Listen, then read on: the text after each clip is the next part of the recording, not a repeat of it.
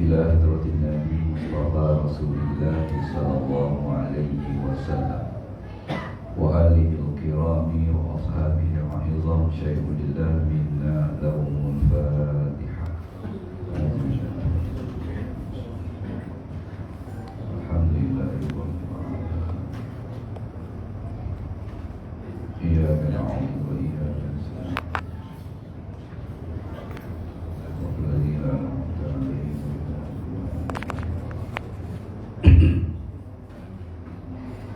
Bismillahirrahmanirrahim. Alhamdulillahirabbil alamin. Wassalatu wassalamu ala asyrafil anbiya'i wal mursalin wa ala alihi wa sahbihi ajma'in. Allahumma iftah 'alaina bi hikmatika wa anshur 'alaina min khaza'ini rahmatika ya arhamar rahimin. Walhamdulillahirabbil alamin. Assalamualaikum warahmatullahi wabarakatuh. Innal hamdalillah asyhadu an la ilaha illallah wa asyhadu anna Muhammadan 'abduhu wa rasuluh. Allahumma shalli ala sayyidina Muhammad wa ala alihi wa ashabihi wa man da'a bi da'watihi ila yaumil qiyamah. Rabbi shrah li sadri wa yassir li amri wahlul 'uqdatam min lisani yafqahu qawli. Rabbi yassir wa la tu'assir ya karim bi rahmatika ya arhamar rahimin. Radina billahi rabba wa bil islami dina wa li Muhammadin sallallahu alaihi wasallam nabiyya wa rasulah. Yang saya kasihi Tuan Pengurusi Surau Jamaliyah, Tuan Imam, barisan jawatan kuasa pengurusan dan pentadbiran surau, tuan-tuan dan puan yang bersama pada malam ini. Alhamdulillah, syukur kita kepada Allah Subhanahu wa taala dapat kita bersama-sama pada malam ini untuk kita menekuni, memahami dengan baik tentang ilmu tauhid ataupun ilmu akidah. Dan kita ambil dari kitab yang ditulis oleh Syekh Muhammad Said Ramadan Al-Buti, Keyakinan Iman. Jadi malam ini saya masuk dalam bab tentang sifat-sifat Allah. Walaupun kita masuk sebelum ni, tapi saya ulang balik sebab kita lama tersambung. Ulang saya laju dan tersambung. Baik. Bila sebutkan sifat Allah ini, dia kata para ulama telah membahagikan sifat-sifat Allah pada 4 bahagian yang besar. Pertama dipanggil sifat nafsiyah, yang kedua sifat salbiyah, yang ketiga sifat ma'ani, yang keempat sifat maknawiyah. Nafsiyah, salbiyah, sifat ma'ani dan maknawiyah. Itu sifat kalau dia tauhid tentang bercakap ataupun berkongsi ilmu tentang sifat Allah. 4 sifat ni mesti kita pelajari lah. Baik, bila kita sebut sifat nafsiyah, dia kata sifat nafsiyah ni ialah sifat subutiyah. Sifat sifat yang mensabitkan diri, yang menyebabkan dengannya menunjukkan bahawa kepada zat Allah Subhanahu wa taala. Kan sifat nafsiyah yang menyebabkan tentang zat Allah Subhanahu wa taala tanpa mengandungi makna yang lebih berzat ataupun selain berzat itu sendiri. Jadi sifat nafsiyah ni hanya satu. Sifat nafsiyah satu sahaja. Apa dia? Iaitu wujud. Kita baca lah, Allah wujud. Di wujud tu adalah dianya terkandung sifat nafsiyah, memberikan tentang zat Allah tu wujud. Zat Allah tu wujud. Di sinilah dibincang oleh ulama wujud yang bagaimana. Panjang tu bahasa dia, mungkin kita tak ambil lah ya. Wujud yang bagaimana. Cuma kita belajar sedikit. Wujud itu wujud yang baik, dia kata sebelum ini kita telah membincangkan hal tentang wujud Allah Subhanahu wa taala, tapi lebih kepada ilmu membawa pemahaman akal. Mana pernah disebut sebelum ini, kalau sekiranya kita masuk sebuah rumah, kita nampak banyak teksija. Cicak, zat batang tubuh cicak tu tak nampak. Yang kita nampak kait cicak sahaja. Tetapi kita dengan yakin, tanpa ragu-ragu, bahawa di rumah kita ni banyaknya cicak. Kalau dia tahu mana pula cicak banyak, tak nampak pun, tak payah nampak cicak itu sendiri. Zat cicak tak perlu, sebab kita nampak kaitnya terabur. Jadi tentang zat Allah itu, Allah tu wujud. Tanpa kita ragu, Allah tu wujud. Cuma wujud dia wujud yang sempurna. Adapun kita ni wujud yang nakis. Ada beza.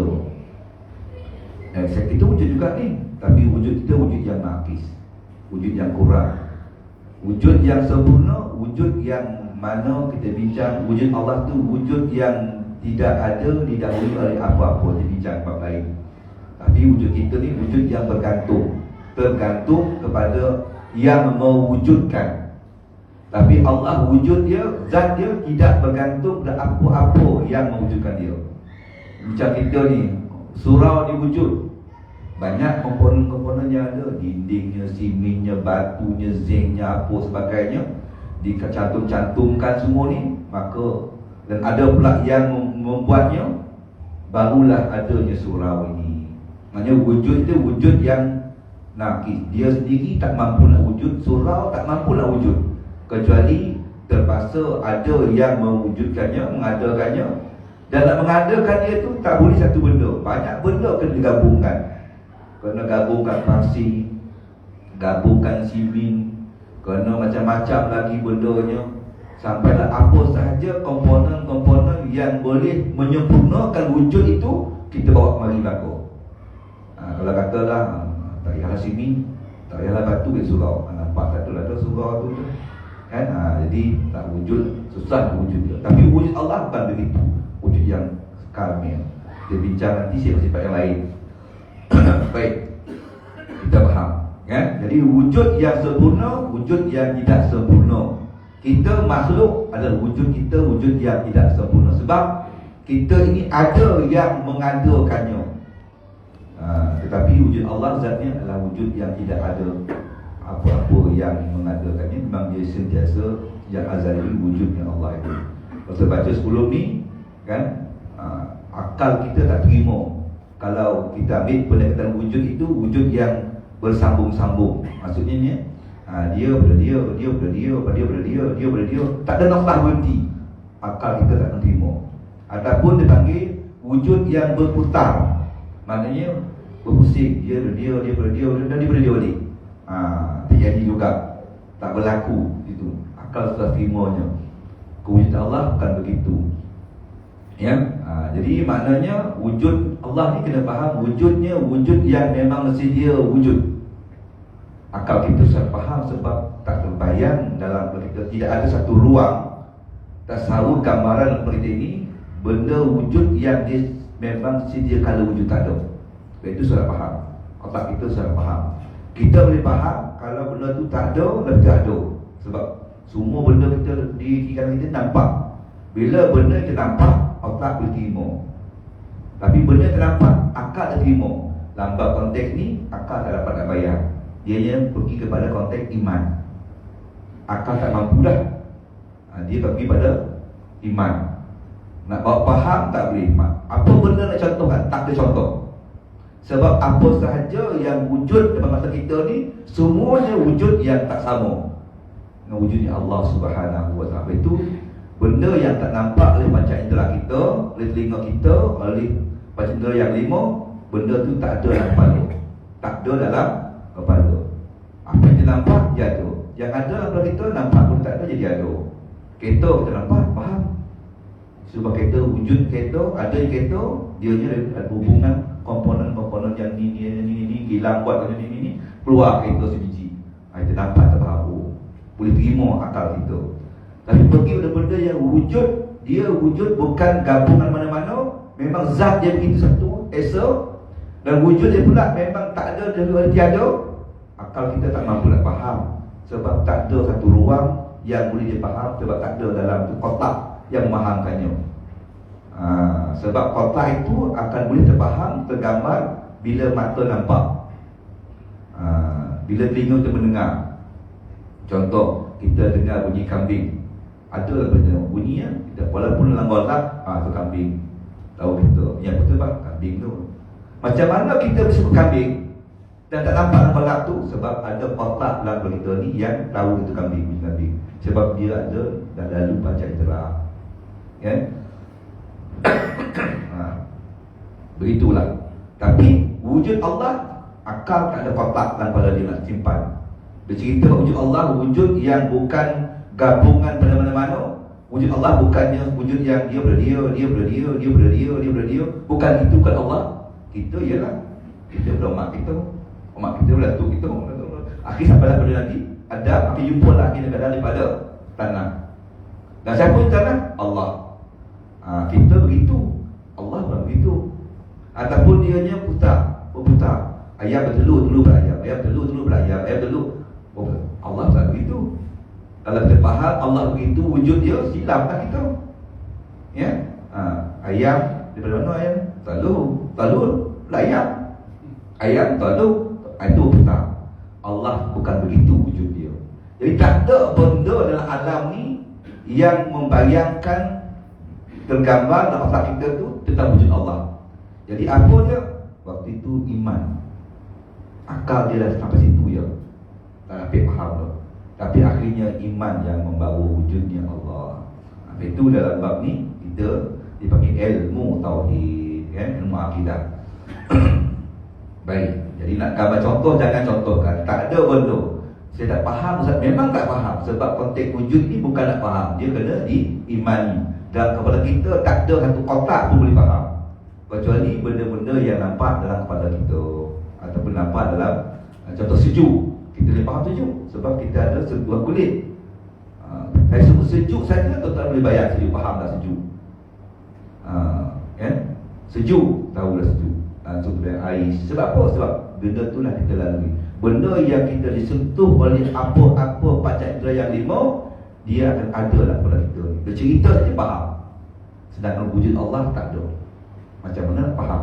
Dari itu datang konsep iman. Ya, konsep iman. Itu. Namun demikian boleh nanti kita baca ilmu kias. Ilmu kias boleh. Sebab kita akan berdialog dengan orang bukan Islam. Memang dia tidak akan ada iman, tapi dia akan cuba faham dengan otak kepala dia, akal dia. Kita bawa dalam konteks kias. Tadilah mengkiaskan tentang maknanya tai cicak dengan cicak masuk rumah, ataupun tikus kan. Tak jumpa tikus pun, tapi banyak rumah kita punya tikus lah. Tahu mana nampak? Tak ada nampak lah. Habis berak banyak. Kita pun tahulah tikus banyak rumah kita. Itu bentuk kias. Jadi maknanya kita nampak makhluk ada pencipta dia, khalik dia. Jadi setiap itu ada.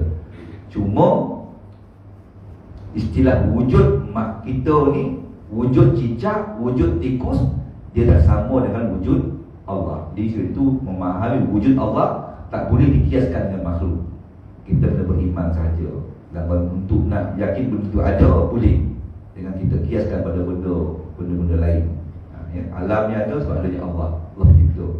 Macam mana wujud dia, kita kena beriman. Baik, habis itu kita masuk sifat salbiyah. Nafsiyah tentang zat Allah itu wujud. Ya, bukan satu benda yang tak ada. Ya, mengimani zat Allah itu ada zat dia. Itu kita tak boleh nak bincang zat Allah. Jangan fikir tentang zat Allah, tapi fikir tentang ciptaan Allah. Kita fikir zat Allah, kita tak mampu. Sebab tidak ada apa-apa yang boleh kita nak fahamkan dia. Melainkan kita beriman tentang adanya Allah. Yang kedua, sifat salbiyah.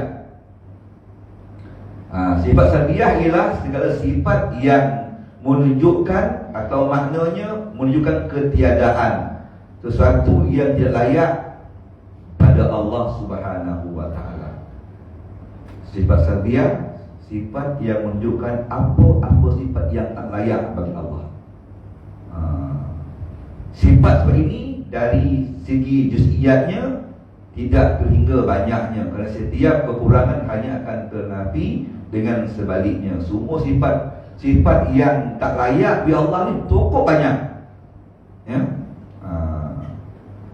Tak ada sifat bagi Allah yang tak layak. Ya. Tiada. Maka sana dia kata, tetapi ulama telah mengumpulkan dan merangkumkan dalam 5 sifat yang menjadi sifat induk. Walaupun banyak begitu, ulama mudah faham, dia pun himpulkan yang banyak tu, dikategorikannya. Supaya kita tak banyak sangat nak faham, maka dikelompok-kelompokkan. Ulama pun kelompok, tapi ulama telah mengumpul dan merangkumkan dalam 5 sifat yang menjadi sifat induk kepada semua sifat salbiah. Dengan 5 sifat induk tersebut sudah merangkum dan memadai untuk mengenali semua juz'iyat sifat salbiah, semua sifat salbiah yang tidak terhingga itu. Kalau bincang pasal salbiah Allah banyak sangat, tapi ulama dulu dikategorikannya. Jadi betul-betul kita ambil 5. Ya.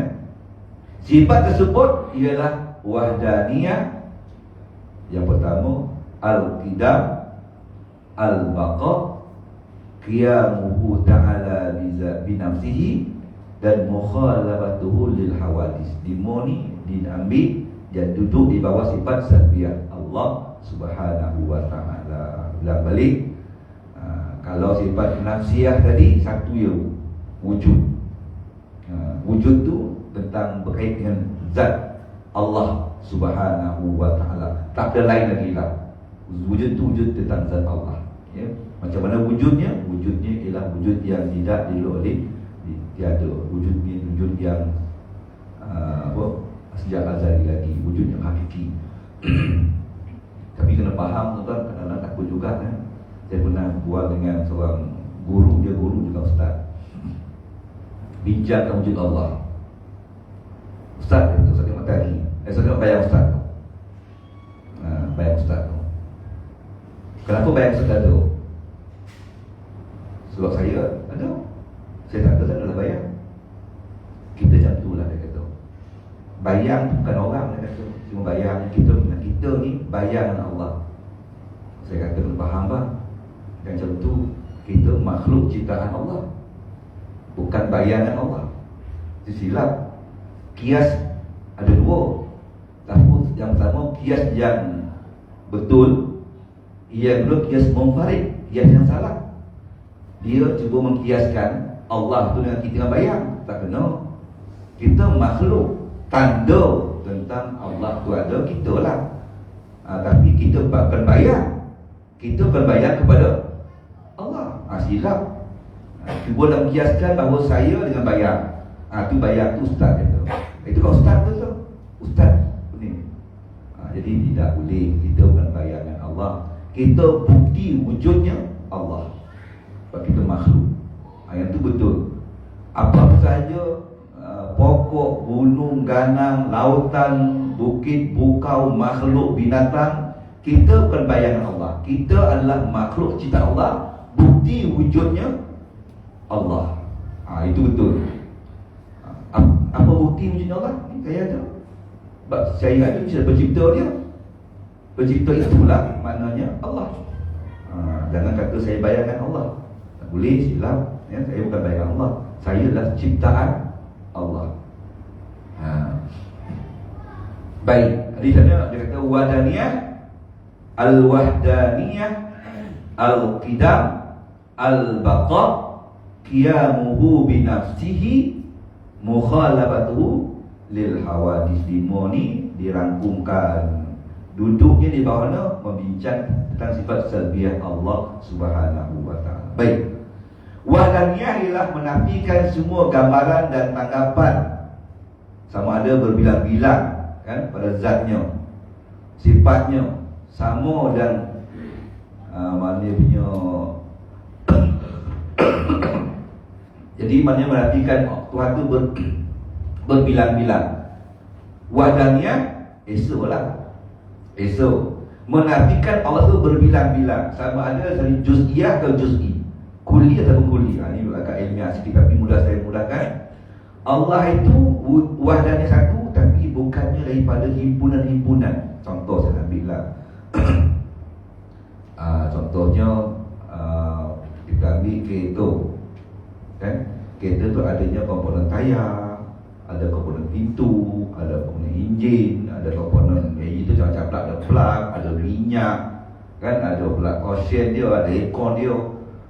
Digabungkan semua tu komponen-komponen tu jadilah satu. Allah tak begitu. Allah wahdaniyah. Dia bukan gabung-gabungan. Ambil manusia pula.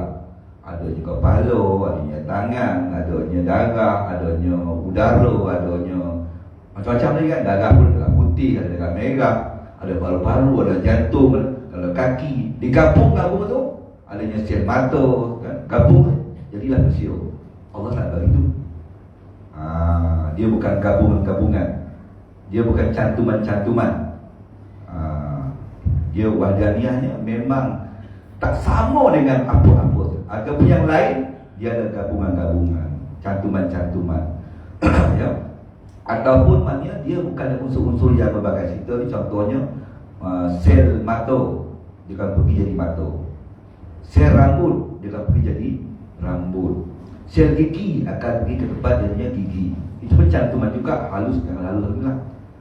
Sebab bila dalam kita ni daripada air mani daripada sel-sel, maka sel mata akan pergi ke tempat mata, sel rambut akan pergi ke rambut, sel rambut tak pergi ke muka, dia tahu mana posisi dia, akan pergi ke kepala. Sel hidung kalau letak ketenggek di tempat hidung, kan? Sel gigi dia akan duduk di dalam mulut, dia tak pergi ke dahi. Walaupun begitu susunan yang telah tersusun itu tetap makhluk. Allah walanya bukan begitu. Ya. Jangan bayangkan Allah tu terhimpun, tak. Tidak ada himpunan-himpunan, tidak ada cantuman-cantuman sehingga terbentuknya satu. Maka macam lampu kita ni terbentuk itu, maka itu manusia. Kita bukan begitu. Ya. Jadi maknanya dia bukan berbilang-bilang walanya. Ataupun maknanya seperti agama Buddha, agama lain dia adalah lagi Tuhan-Tuhannya, Tuhan angin, Tuhan air, Tuhan rezeki, Tuhan apa lagi kan? Tak juga. Allah itu wahdaniyah. Semua yang yang banyak tu duduk pada dia. Memberi rezeki, memberi apa semua pada dia. Ada dalam ilmu, dalam agama Buddha, Tuhan rezeki lain, Tuhan beri penyakit lain, Tuhan yang menyembuhlah lain, Tuhan yang turun hujan lain, Tuhan yang kemarau lain. Tak, Allah tak begitu sifat dia. Dia wadana. Semua itu yang banyak tadi tu satu dia. Dia datang daripada Allah. Wadaniyah dia. Baik, sama ada ciptaan Allah tak, bukan cantuman-cantuman, ataupun kuasa dia, bukan mana kuasa yang terpecah-pecah. Maknanya kuasa memberi air, Tuhan lain, kuasa yang beri kemarau, Tuhan lain, kuasa beri rezeki, Tuhan tak. Semua itu sebutlah apapun, beri rezeki ke, beri penyakit ke, beri sembuh ke, kemarau ke, apa yang menumbuhkannya, yang mengapa, semuanya ada pada Allah. Dia yang memilikinya. Baik, kemudian kita masuk kepada al-juz'u al-juz'iyah. Kalau baca susah, dia ayatnya agak ilmiah. Cuma saya nak sebut sikit, dah sebutkan tadi. Juz'u juz'iyah iaitu maknanya gabungan-gabungan beberapa unit-unit. Maka dicantum-cantumkan, jadilah dia satu makhluk. Contoh kita ambil bangunan kita di surau ni, batu-batu, satu unit, satu juzuk. Juz'iyah, di juz'iyah ni batu-batu, pasir, simen. Kemudian juzuk pula, juzuk dinding, juzuk lantai, juzuk atap. Bergabung tadi tu, juzuk dinding, juzuk lantai, juzuk atap, juz'iyah pula. Bergabung dengan batu-batu, simen sebagainya, terbentuklah surau ni. Allah tak begitu, salbiah. Allah ternafi bersifat yang begitu. Bukan cantuman-cantuman, sama cantuman juz'iyah, yang juz'iyah ni yang kecil lagi lah, macam batu-batu, macam simen, kan. Tapi kalau juz'i, yang ni lah, dinding, lantai, kan, daripada juz'iyah tu jadilah dicantumkan, jadilah juzuk. Susah tak nak faham kan? Contoh saya ambil lah, daripada Macam mana kita contoh saya ambil lah, kita buat gulai kari. Apa dia bilang? Bawang, bawang putih, halio, kari. Itu kari juga tak tahu macam-macam tu kari tu. Yang dibagi jus iyak. Sebab yang cepat tu kan? Garam. Lepas tu apa kan? Okey, itu jus iyak. Kalau jus i, dia dah jadi kuah kan? Macam contohnya kita ambil rempah. Rempah yang dalam paket tu dibagi jus i. Kalau jus iyak, apa yang dalam rempah tu? Sebelum jadi rempah apa dia? Apa dia? Saya tak tahu apa ramuan-ramuan. Macam ada kunyit. Macam tu digiling-giling, jadilah rempah. Itu dibagi jus i. Faham tak ya? Contoh lagi nak faham jus i ni contoh. Yang ni kain. Kan bila tadi ada kain, dia ada juga ni kain ni buat nang ni. Tapi kalau kita tengok atau kain tu pada mana, ni tu. Allah bukan begitu. Sama ada himpunan juz'i atau himpunan juz'iyah, Allah bukan ternafi salbiyah Allah. Allah itu je wahdaniyah. Tak ada himpunan-himpunan daripada mana-mana. Kita dari himpunan-himpunan. Sel darah, sel apa lagi macam belum tengok lagi tentang kita punya otot-otot kita, belum tengok lagi macam-macam lagi lah tu. Barulah terbentuknya manusia. Kurang sikit je cacat lah kita. Kurang darah, datang penyakit. Tulang belakang tidak boleh menghasilkan darah, lah penyakit. Terpaksa lah disuntik dengan satu cecair yang sebotol harganya RM40. Suntik supaya dia ni keluar darah, sebab tulang belakang tidak boleh berfungsi mengeluarkan darah. Kalau tidak, darah putih habis. Darah putih banyak, darah kurang. Darah kita ni 120 hari bertukar. 120 hari dia hilang, datang darah baru. Tulang belakang kita keluar darah. Jadi ada orang tulang belakang tak boleh berfungsi mengeluarkan darah, maka dia perlu cecair, disuntik. Mahal kan? RM40 setabung. Dia bukan suntik tu pada bila ya? Seminggu setabung, hampir minggu hampir tabung. Jadi mana RM1,600 sebulan. Kawan saya kasihan tengok. Dengan apa dia kata darah tulang belakang dia tidak lagi berfungsi untuk mengeluarkan darah. Itu kita ada komponen tu, komponen ni, komponen ni, akhirnya terbentuklah manusia. Dalam diri manusia ni, walaupun nampak satu ni, tak. Kita punya terhimpun, bercantum dia beberapa komponen. Allah bukan begitu. Boleh cerita macam tu. Sebab susah nak gambarkan. Macam mana Allah ni dia bukan dalam himpunan juz'iyah atau kuliah, bukan. Memanglah sebab benda yang ada ke kita semuanya bercantum-cantum. Ahli satu, ambil apa pun, rumah kita pun dia bercantuman-cantuman, kereta pun cantuman-cantuman, bulai kat Sinang Salai pun dia bercantuman-cantuman juga. Ini semua tu kan. Hatta kalau sekiranya tengok nasi pun dia proses dia pula. Proses keluar nasi. Bukan dia terus pada ni. Jadi semua itu makhluk. Bila kita faham makhluk, kita faham sebab dia ada dalam pemikiran kita. Tapi nak bawa pada Allah, jangan samakan. Tak ada benda yang sama dengan makhluk.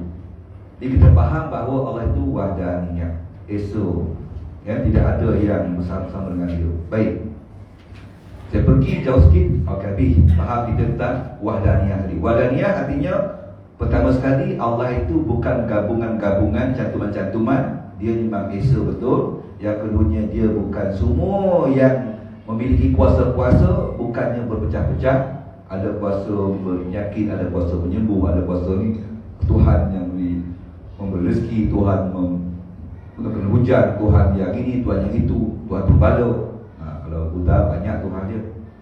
Tapi kita tak. Semua yang banyak-banyak tu ada pada Allah. Dan dianya tidak ada mana-mana makhluk, mana-mana kuasa yang sama macam dia buat dunia. Ya, kalau sama tu bukan Tuhan tu. Mana semua terangkum pada dia. Itu kan. Hatta Dajjal yang dia boleh menghidupkan si mati. Dajjal ni dia boleh menyembuhkan orang buta, orang sopak pun boleh sembuhkannya, yang mati pun boleh. Memang hebat dia. Namun tak boleh kita kata dia itu Allah. Dia bukan Allah. Sebab dia pun ada kekurangannya, dia tak ada jadi ada. Wujud dia pun tak sama. Akhir pun dia akan mati juga, dibunuh oleh Nabi Isa AS setelah dikata ulama 40 tahun. Dia lah dijajah keluar kan. Lepas tu datanglah Nabi Isa AS dan membunuh Dajjal. Pun maknanya bukan Allah juga. Ya. Baik, kita pergi kepada yang kedua, wahdaniyah salbiyah. Yang pertamanya adalah wahdaniyah, kita mengesahkan Allah. Ada firman dia, qul huwallahu ahad. Katakanlah Allah tu Maha Esa. Lepas tu kata Esa bukan satu. Esa bermakna Esa tu Esa pada ciptaan, Esa pada kuasa, Esa pada sembahan, Esa pada segala-galanya. Esa pada segala. Kemudian kitab, Al-Kitab. Makna kitab ialah tiada permulaan bagi wujudnya, atau tiada wujud yang mengawalinya ataupun yang mendahulunya. Kitab yang memang sedia. Kita tak, kita ni wujud yang didahului oleh tiada. Saya tak ada, dia ada. Nabi Adam tadi pun daripada tak ada jadi ada. Tengoklah Nabi Adam bertanah. Tanah itu pun daripada tidak ada jadi ada tanah tu. Jadi Allah memang tidak ada didahului oleh tiada. Memang dia sejak awal lagi memang dia jadi kita faham. Macam mana tak boleh memang kita faham, sebab ianya dalam ruang lingkup keimanan. Nak dipaham akal tak boleh. Walaupun itu tetap juga ada firman Allah, wal awwal wal akhiru wal zahiru wal batin. Dialah yang Allah, yang pertama, yang akhir, yang awal dan yang akhir, yang zahir dan yang batin. Sekiranya Allah Subhanahu wa taala didahului oleh tiada, sekiranya andaian, sekiranya Allah itu didahului oleh tiada. Kalau kita ambil hujah, Allah itu didahului tiada, tak ada kepada Allah. Nescaya ada yang memberi kesan pada kewujudannya. Nescaya wujudnya itu ada punca dia. Allah tak ada, dia tak ada. Mesti wujud ada punca. Akal tak boleh terima wujud tu automatik wujud, tak. Mesti akal boleh terima, mesti ada yang mewujudkannya. Lepas itu kalau tak ada jadi ada, nak kata itu Allah, bukan Allah. Bukan Allah. Dia tak ada, lepas itu dia ada. Itu bukan Allah. Sebab ada yang mewujudkannya. Kuasa itulah Allah sebenarnya. Kuasa itulah Allah. Sebab tadi kita sebut, jangan kita disebabkan Allah tu pada tasasul. Tasasul ni dia pada dia, dia pada dia, dia pada dia, dia pada dia. Tak, itu bukan Allah. Kita kita dah mak ni, ayah ni, atuk itu nenek dah sampai Nabi Adam. Nabi Adam pun akhirnya dia tak nak, kenapa saya buat? Allah yang buat. Allah juga, ya. Jadi Allah begitu. Kalau kita katakan Allah tu didahului oleh tiada, nescaya adalah kuasa yang mewujudkannya. Mana boleh tiba-tiba ada sendiri? Tidak ada otak yang sihat boleh menerima benda itu wujud dengan sendiri, kecuali mesti ada yang menggerakkannya, menjadikannya. Baik. Kesimpulannya dia kata, saya langkah-langkah sebab saya tak boleh baca detail sebab nanti takut pemahaman kita dia ilmiah sangat. Kesimpulannya bahawa segala sesuatu yang maujud ialah yang diadakan, dicipta. Segala sesuatu yang maujud, maksud maujud tak ada jadi ada. Itu maujud bahasa Arab, kan? Dia pun tak terjemahkan dalam bahasa Melayu. Kesimpulannya, segala sesuatu yang maujud maknanya dia ada, tapi sebelum ni tak ada. Apa-apa sahaja yang dia ada sekarang, sebelum ni tak ada, dipanggil maujud. Ya? Pasti bergantung dan bersandar pada zat yang mewujudkannya. Mesti ada benda, mesti ada kuasa yang mewujudkannya. Sebab apa? Sebab dia tak ada sebelum ni, tiba-tiba ada. Mesti ada kuasa yang mengadakannya. Jadi segala yang maujud maknanya sebelum tak ada, lepas tu ada, dia buat Tuhan. Mesti ada kuasa yang mewujudkannya. Kuasa itulah kita kena cari. Siapa kuasa tu? Kuasa yang menghidupkan tu, kuasa yang mengadakan tu, siapa dia? Kita carilah. Ya, kita cari. Contohlah kita ambil kereta. Kereta tak ada. Mana kita tahun tahun 86 kan? Kereta nasional kita tahun 86. Proton Saka. Kereta yang pertama kan. Belum ada kereta, mana ada kereta, semua kita beli di luar. okey. Tapi jangan timur tu. Siapa yang ada kereta lebih Tuhan tak boleh lagi. Dia kena kaji. Ya, kaji okey. Oh, siapa dia manusia? Manusia yang ada ilmu tentang tu, dia bercipta tu. Okey, manusia ni pula dianya ada, macam mana adanya dia? Manusia ni ada dia, wujud dia sebelum dia tak tahu. Dia maujud juga. Kereta tu maujud, manusia yang buat kereta pun maujud juga.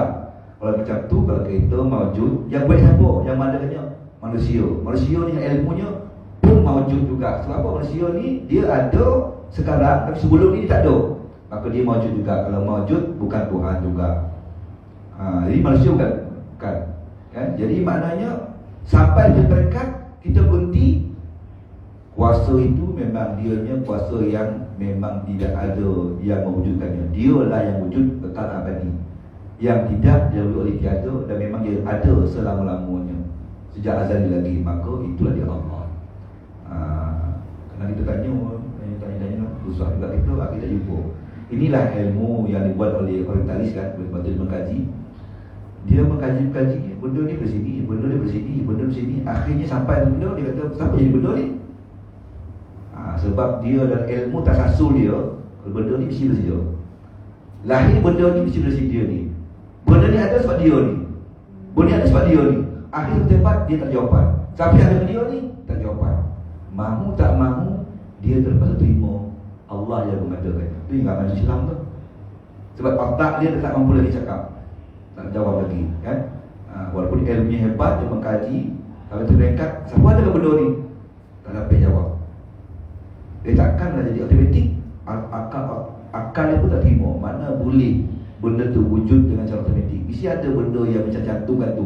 Yang macam cantum tu mesti ada kuasa yang cantumkannya. Akhirnya dia akan beriman kepada Allah Subhanahu wa ta'ala.